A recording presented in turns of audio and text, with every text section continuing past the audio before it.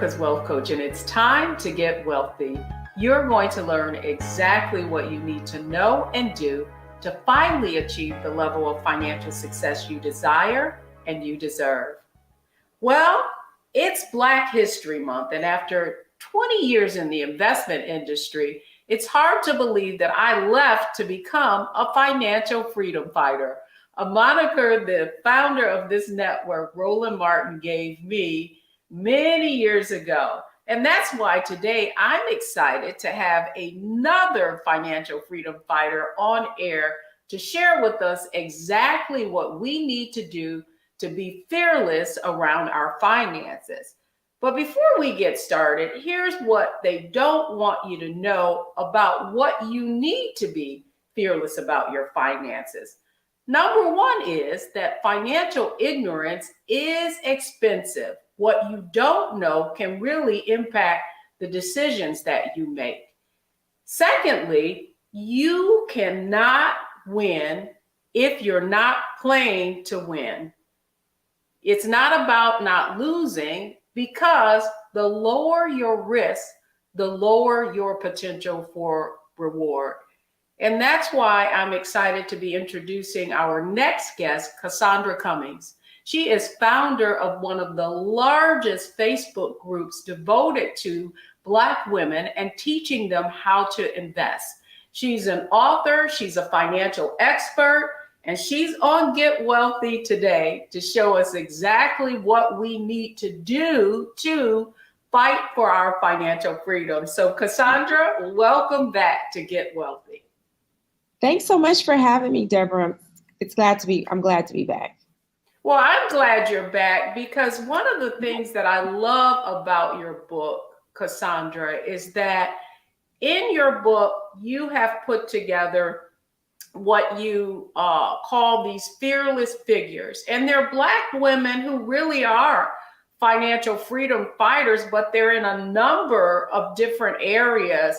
And I want to start off by asking you, because this is our framework for the show is mindset, strategy, and execution, was there anything common that you found around the mindset that all these women had to have to make their mark in the financial world?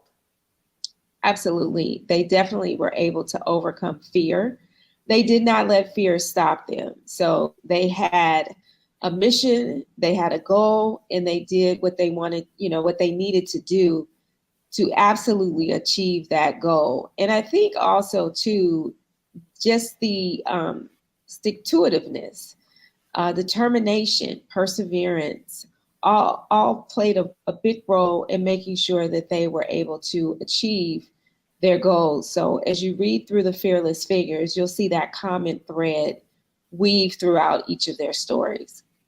One woman in particular who is actually a colleague and friend that you speak about is someone who devoted her life to sort of behavioral finance. She's Sandra Davis.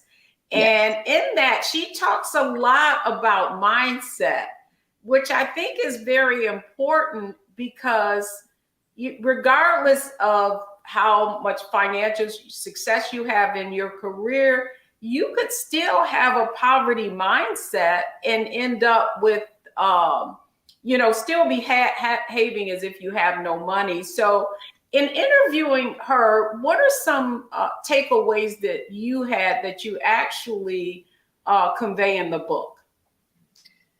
Yeah, Sandra is sort of my auntie in my head, I like to say. She's one of my financial aunties out here as well. Sandra worked with me in a mastermind program that I have myself called Queens of Capital. And she really worked with the ladies to shift mindset. A lot of women are walking around with financial traumas, and being able to overcome those financial traumas are huge to get to your financial goals. And so Sandra, her attitude is to learn the lessons of these financial mistakes or traumas or, sticky decisions that they may have made around money, and really leave that shame behind, because you can't necessarily move forward if you're still carrying these financial bags around, really weighing you down and stopping you from being successful with money. That's good.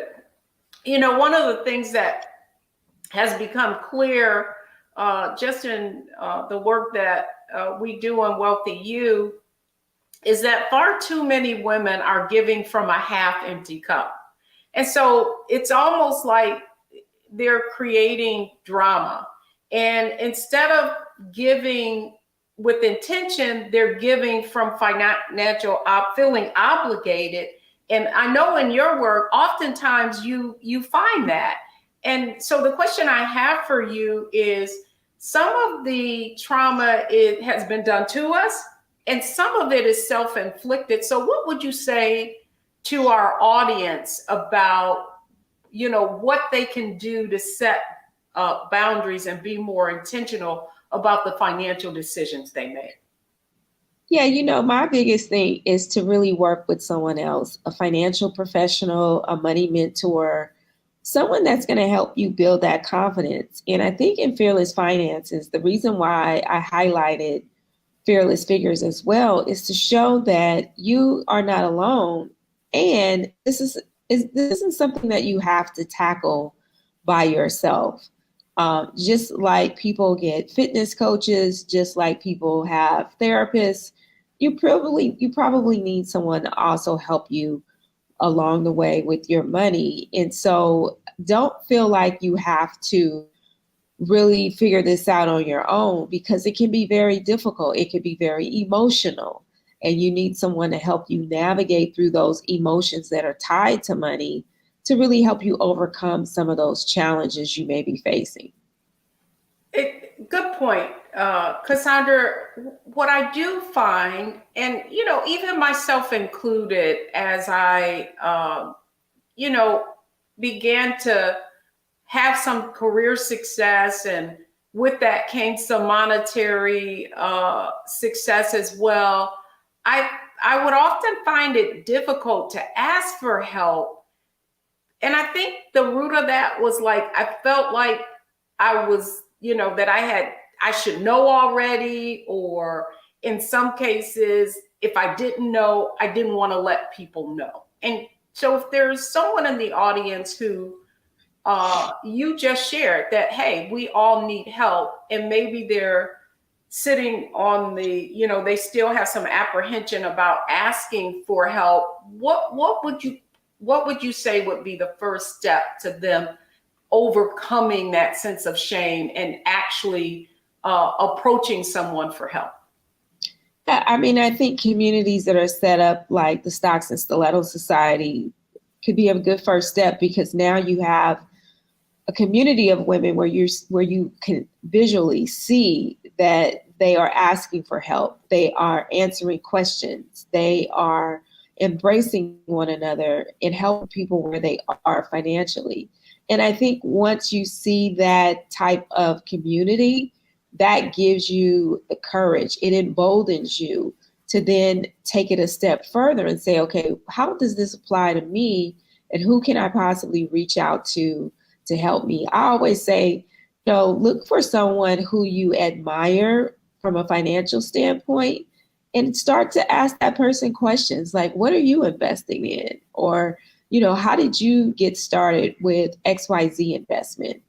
And that would give you an opportunity to see if they are willing to mentor you, if they're willing to actually expose some personal financial decisions that they've made along the way. And it really just sort of strikes up the conversation, because money is very personal. So I would just say that would be how you would get started, with finding someone you can connect with that can help you. A lot of times reading books, they'll have resources available to you inside of those, the books that you read, on additional communities or other organizations that you can become a part of, where you can also enlist assistance.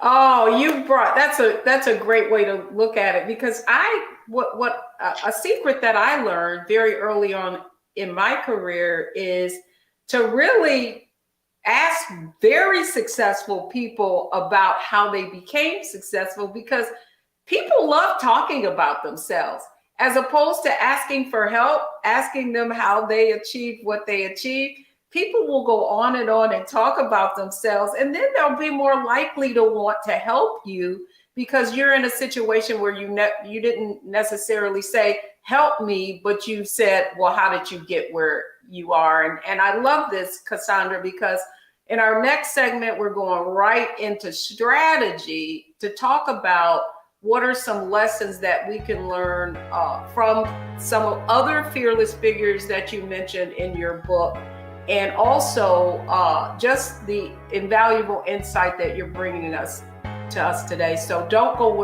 anywhere, folks. When we come back, it's all about the strategies that you can use to become fearless about your finances. So don't go anywhere. We'll be right back.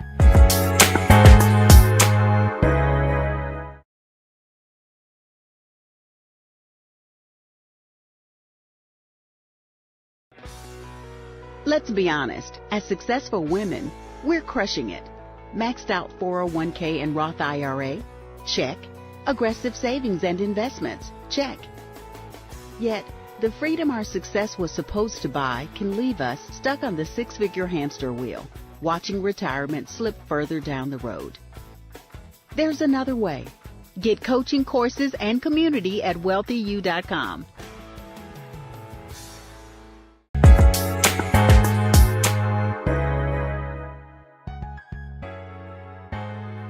Welcome back, everyone. This is Get Wealthy, and I'm Deborah Owens, and I'm having a fearless conversation with our guest today, Cassandra Cummings. She is the founder of Stocks and Stilettos and author of the new book, Fearless Finances.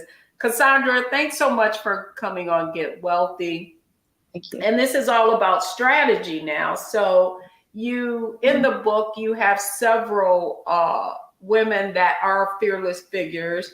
And I would love for you to maybe pick one of them that that stands out in terms of the strategy that they took to accomplish the kind of success that they have financially.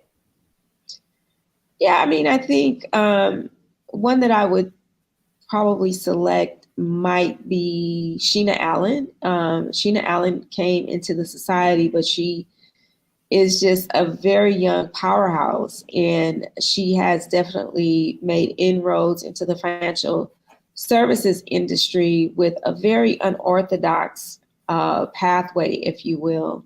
And so she started off creating apps without, using a lot of code, but she was able to enlist developers and others to really help her get some apps up and going. And then she really took on this mission of helping our community, who happens to be made up of people who are underbanked and underserved when it comes to banking. And so I think just that initial thought of, I'm going to help people who go and use like check cashing places to do their banking. I'm going to help people who use the bank, but they're constantly being hit with overdraft fees.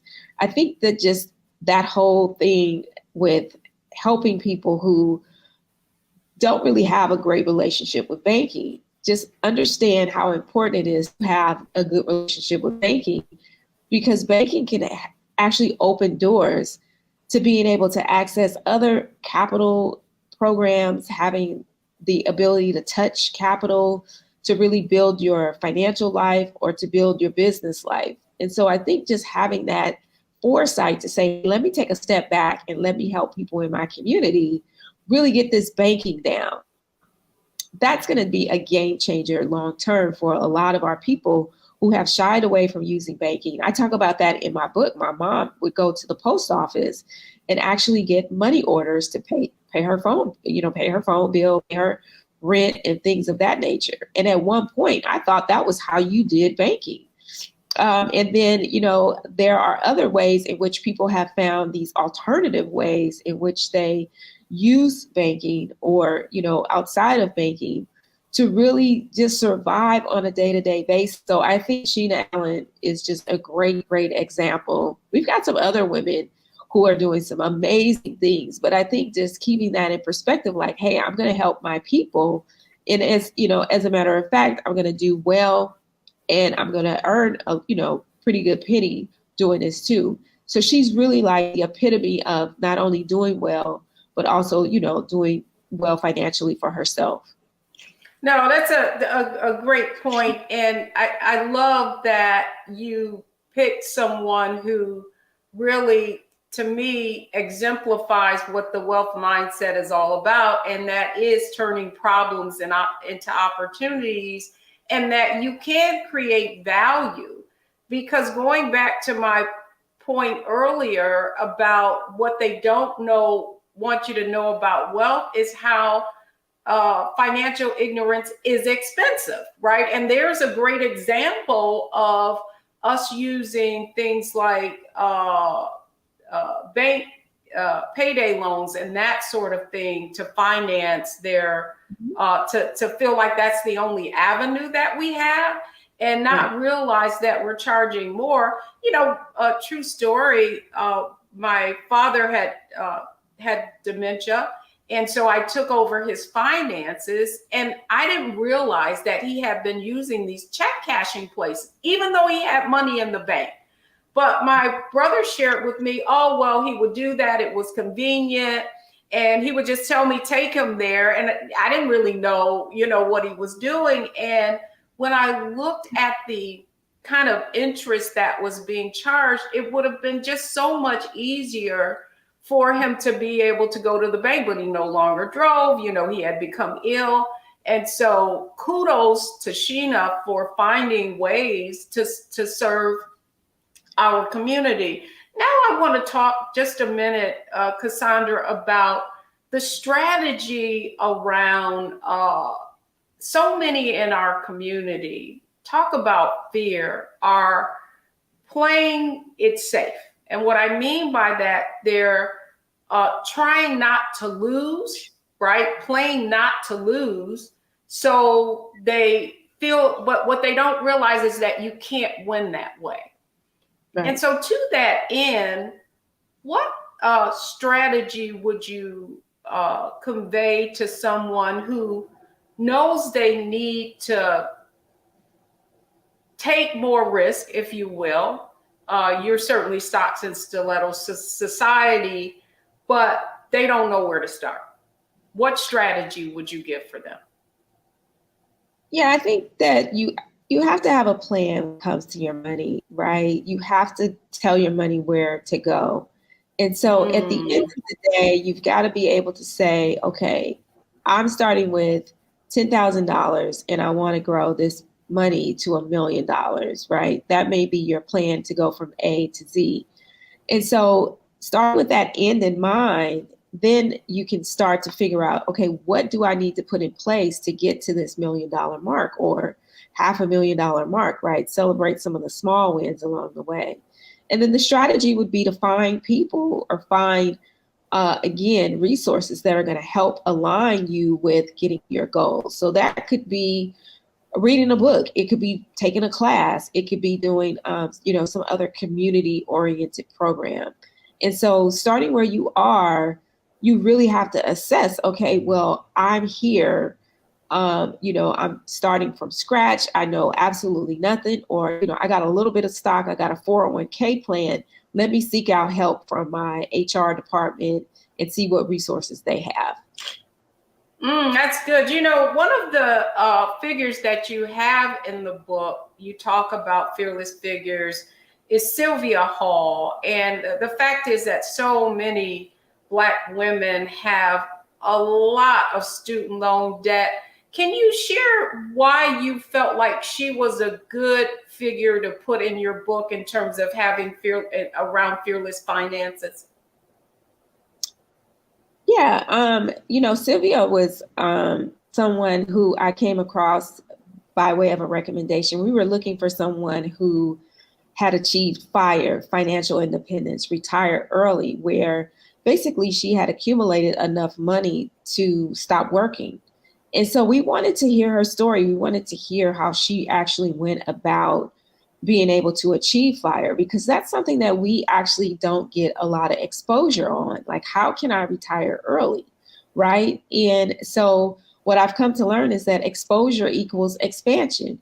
And so as we got into her story, we got to really hear like how she actually put the pieces together to be able to retire early. That doesn't mean that she stopped working altogether, but having that pressure lifted off of your back where you don't have to work and you want to work, it's just a different feeling. You take a different approach to having much more purposeful work in your life. And so her story basically was that she came out of college, she didn't have a job, she had all of this debt from law school, and she really wanted to attack the debt. And so in attacking the debt, it prompted her to really make some strategic moves around acquiring real estate, around taking on a second job, to be able to eliminate that debt quickly and then start to save towards being able to have the option of working and not the necessity of working. Well, it is, you know, what I found fascinating about her story is here's someone who was in the negative, you know what I mean, significantly, and yet it created a sense of urgency that once she started applying it on the negative side, it just took on a life of its own and accelerated her overall financial growth. I mean, there are some amazing, amazing stories in your book about women who took a negative and made it a positive. And, you know, I love that term in terms of, you know, negative net worth to positive net worth. I think we can look at that under so many lenses. But when we come back, I want to talk to you about execution, because I often say that knowledge is not power. Knowledge correctly applied is. And when we come back, we're going to talk with Cassandra about how, first of all, you need to go and get her book, Fearless Finances. You can find it on any book seller, at any bookseller or platform. But now, how do you actually take this information, take some of what we've learned from these fearless figures and apply it? We'll be right back.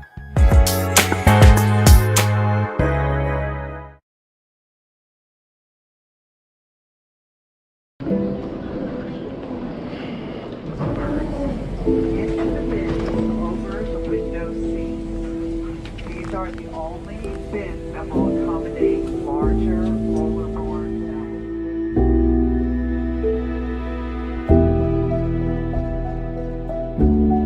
They put 10 in here? 10, and you don't come out till you die. And you eat him, you eat 10. Oh my God.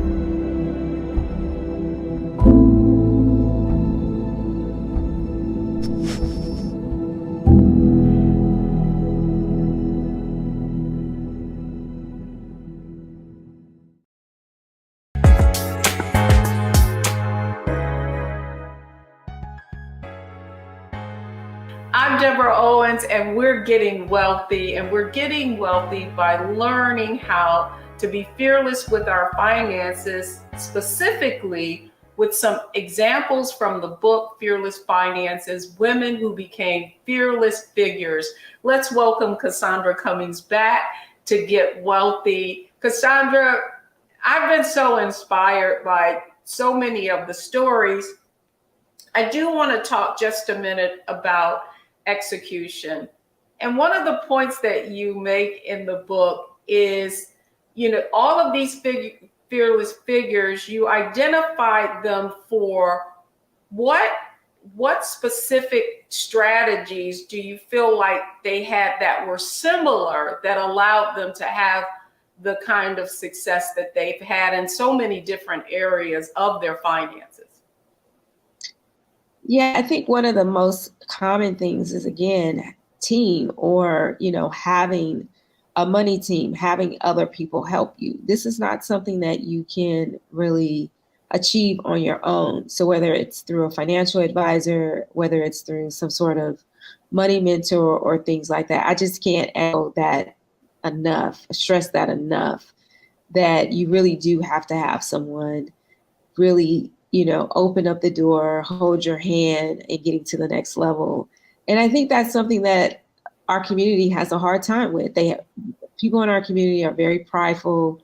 I don't need anybody. I could do it on my own type of attitude.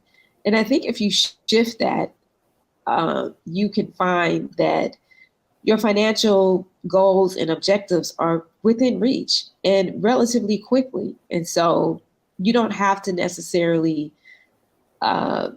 belabor the process, if you will, by really trying to spin your wheels and figure this stuff out on your own.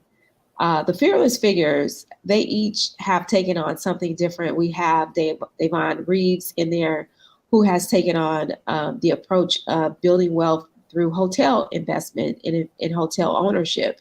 We have Robin Watkins, who took on being able to create SPACs, special purpose acquisition companies, which is a form of collecting money and then being able to help other companies grow their businesses and then hopefully become publicly traded. That is something that, I think they're one of the first minority owned SPACs. And when they launched a $126 million fund to help Black and brown businesses not only scale, but eventually go public. And that is definitely unheard of.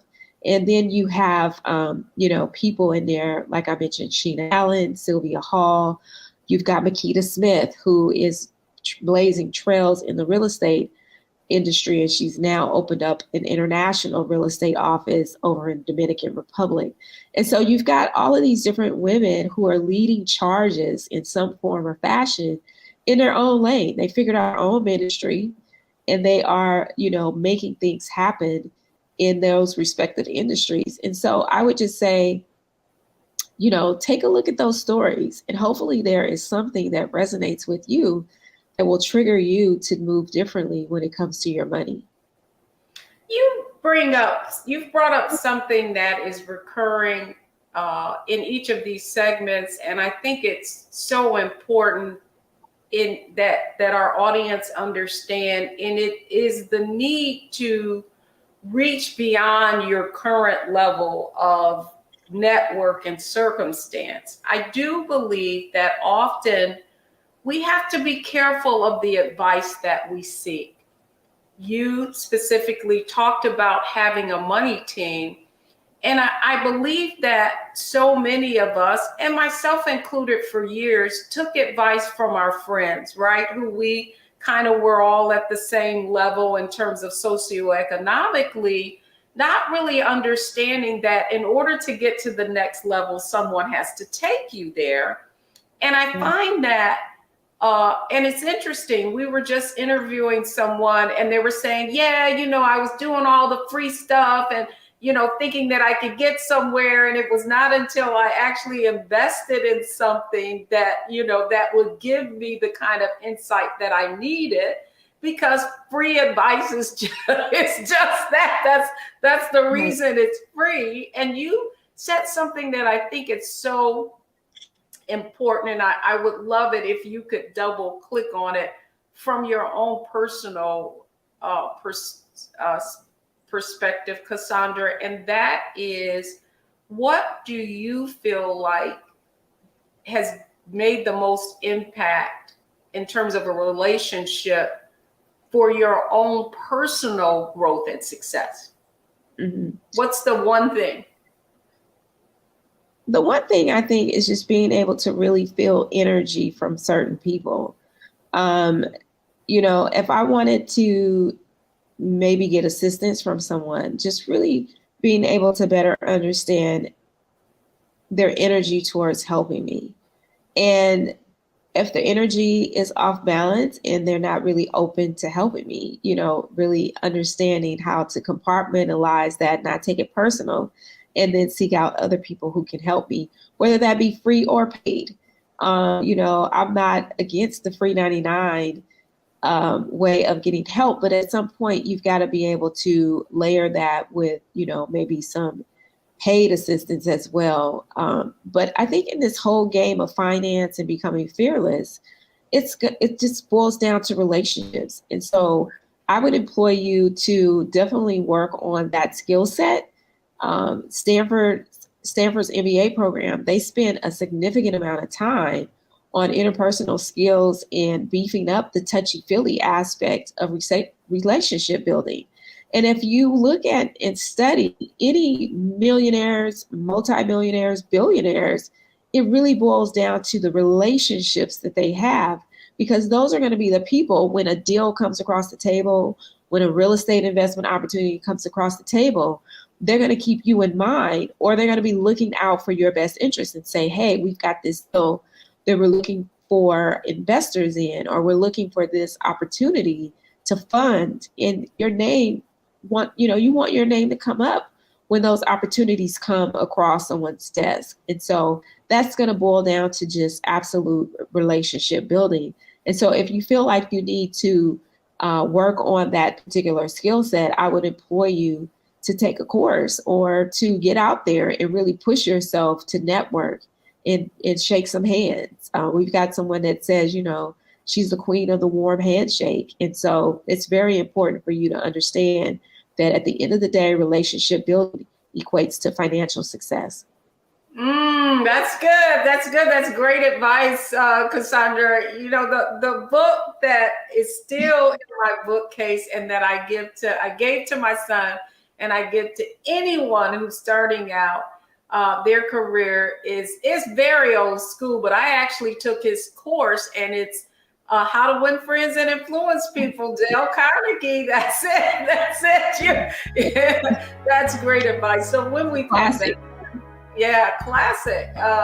When we come back, Cassandra, it's our lightning round, and it's analyze, optimize, maximize. Now we're going to talk about how you can put all of the insight that you've heard on today's program into action so that you can get wealthy. Don't go anywhere, folks. We'll be right back.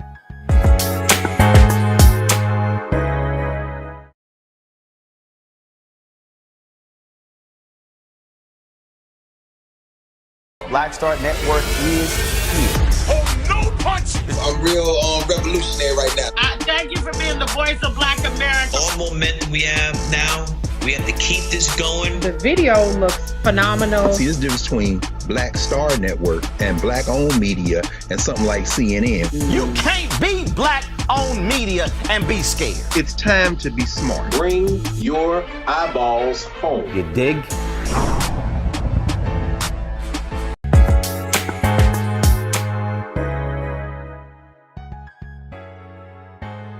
Welcome back, everyone. I'm Deborah Owens.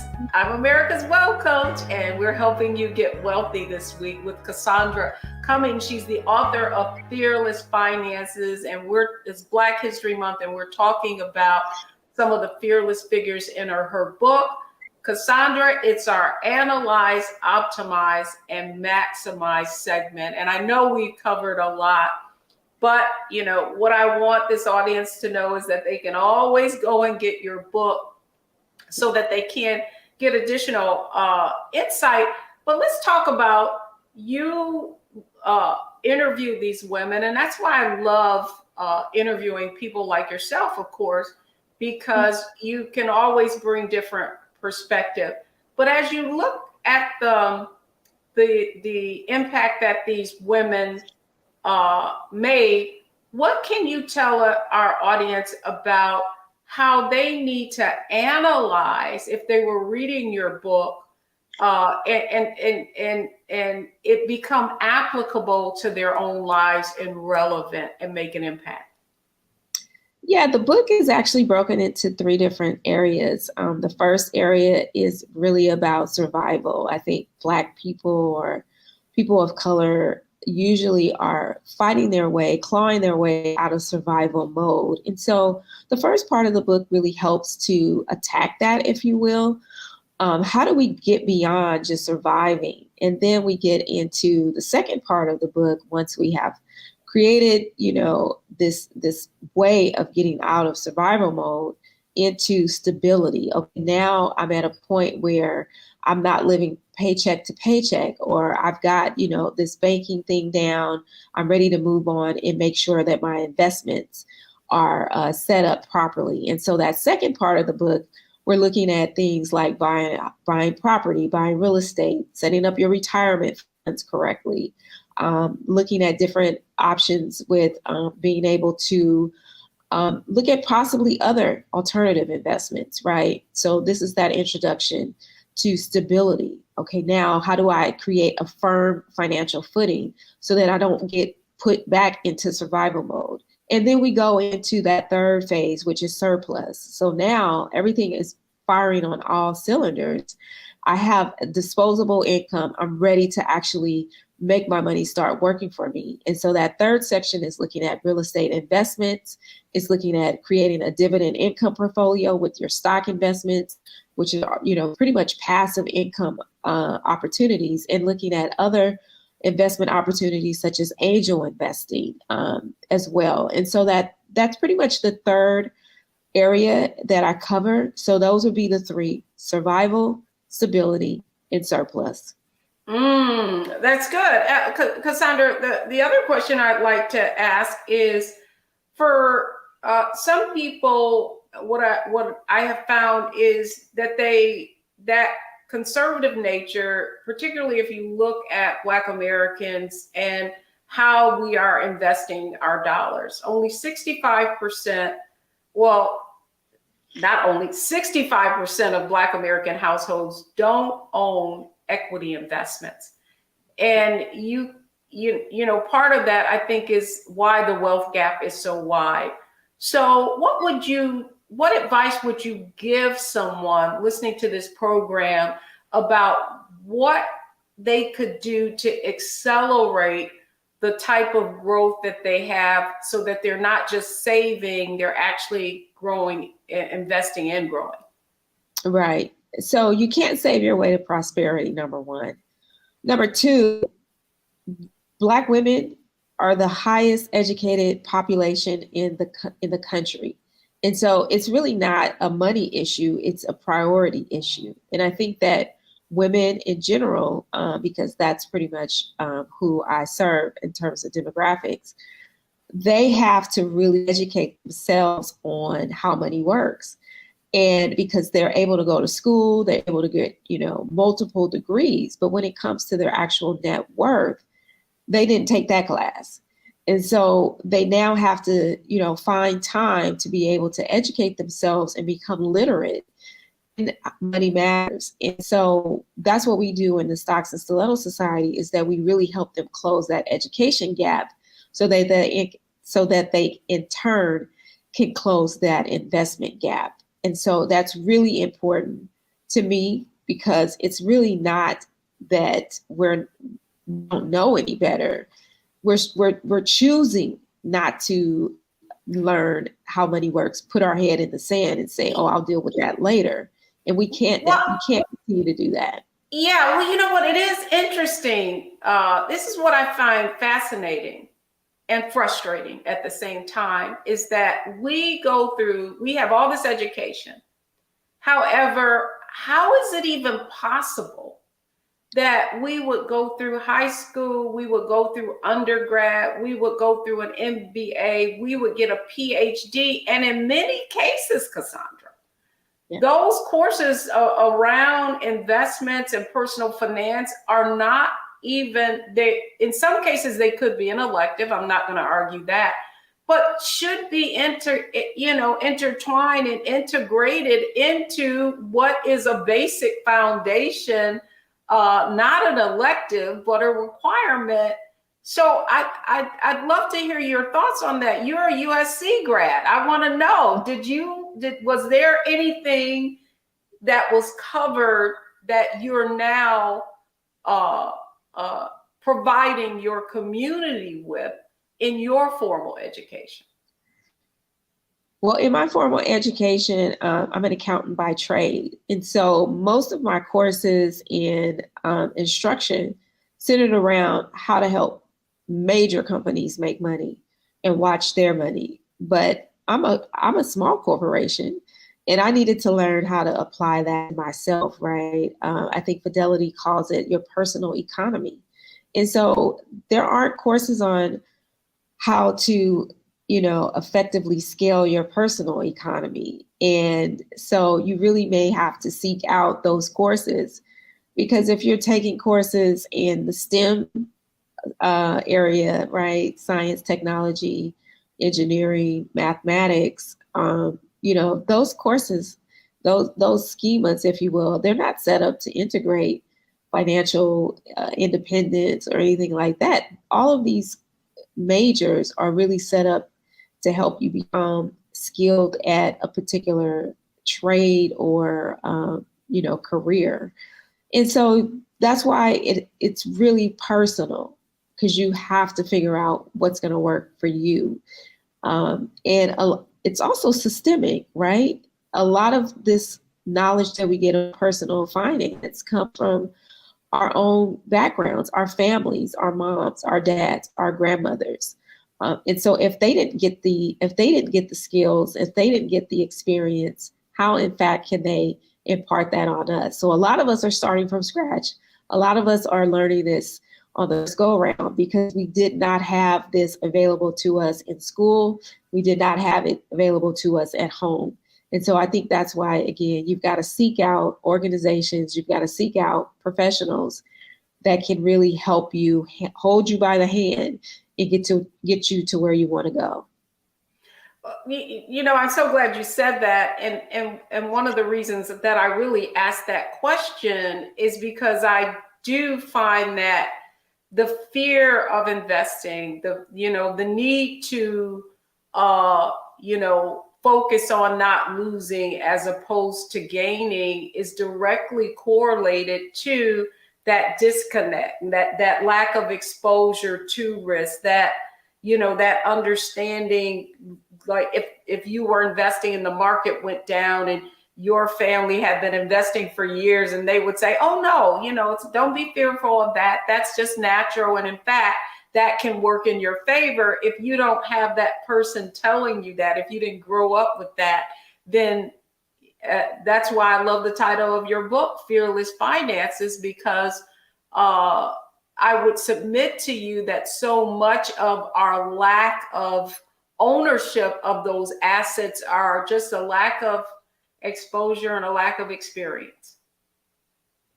Yeah, I mean, exposure equals expansion. And so one thing at USC, I got exposed to what wealth really looked like. I went into fraternity houses where, white male students resided, and I got a chance to see, how they were living. And a lot of the times they actually hired out Black cooks. There were Black cooks working in these frat houses.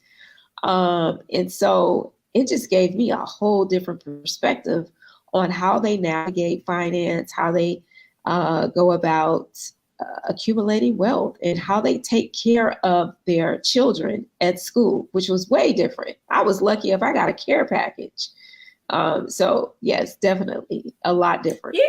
Yeah, and at the end of the day, Cassandra, why I loved having this conversation with you was that we're talking about generational wealth.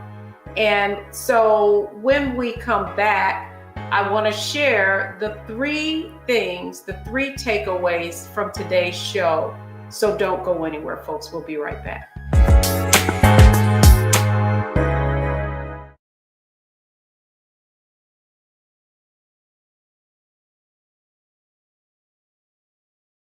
When you talk about blackness and what happens in Black culture, we're about covering these things that matter to us, speaking to our issues and concerns. This is a genuine people-powered movement. There's a lot of stuff that we're not getting. You get it, and you spread the word. We wish to plead our own cause.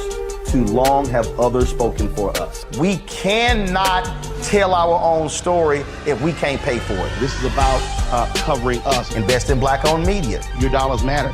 We don't have to keep asking them to cover our stuff. So please support us in what we do, folks. We want to hit 2,000 people, $50 this month, raise $100,000. We're behind $100,000, so we want to hit that. Y'all money makes this possible. Checks and money orders go to P.O. Box 57196, Washington, D.C. 20037-0196. The Cash App is $RM Unfiltered. PayPal is R Martin Unfiltered. Venmo is RM Unfiltered. Zelle is Roland at RolandSMartin.com.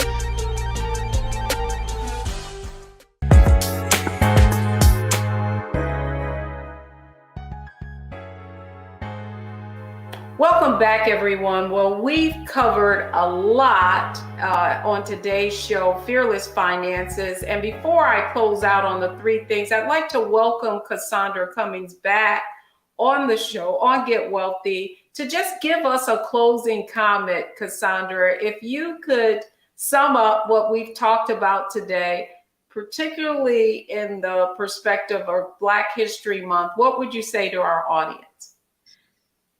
I would say the three things.